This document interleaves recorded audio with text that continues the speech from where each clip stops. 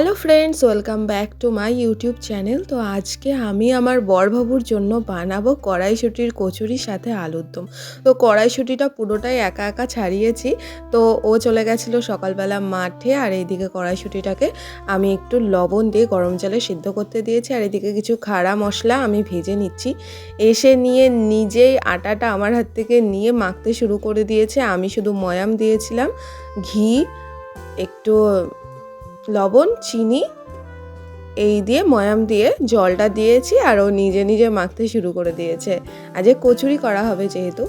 আর এই দিকে আমি কিন্তু কড়াইশুঁটিটা ভালো করে পেস্ট করে নিয়েছি, বেশি সেদ্ধ করিনি, হালকা সেদ্ধ করেছি।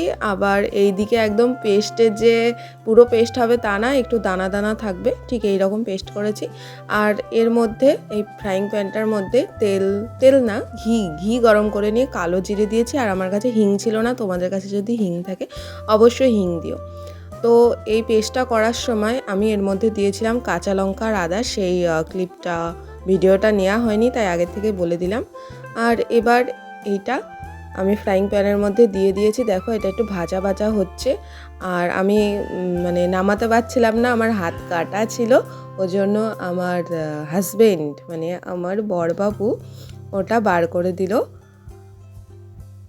আর এইদিকে সামান্য চিনি দিয়ে দিলাম। কড়াইশুঁটি কচুরিতে চিনি দিতেই হবে, কচুরিতে নাই, কড়াইশুঁটির যে আর কি ভেতরে যাবে ওই কচুরির মধ্যে যে পুরটা, তার মধ্যে।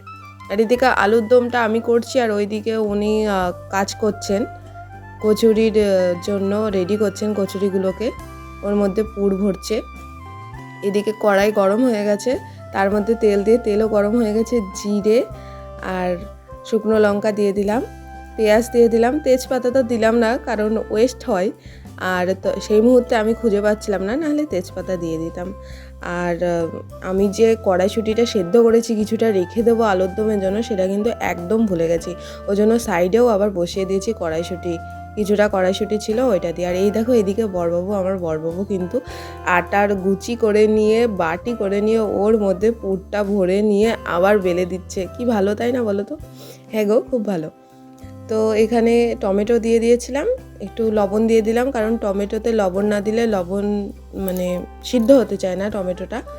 আর সামান্য পরিমাণ হলুদ দিয়ে দিলাম, আদা বাটা।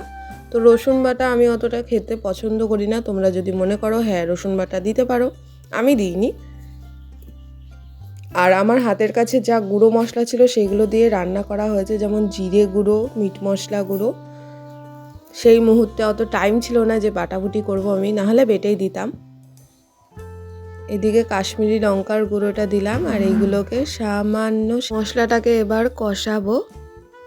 কষিয়ে নিয়ে যে সেদ্ধ আলুটা ছিল ওই আলুটাকে দিয়ে দিয়েছি, খোসাগুলো ছাড়ানোর চেষ্টা করেছি কিন্তু ওঠেনি, কিছু করার নেই।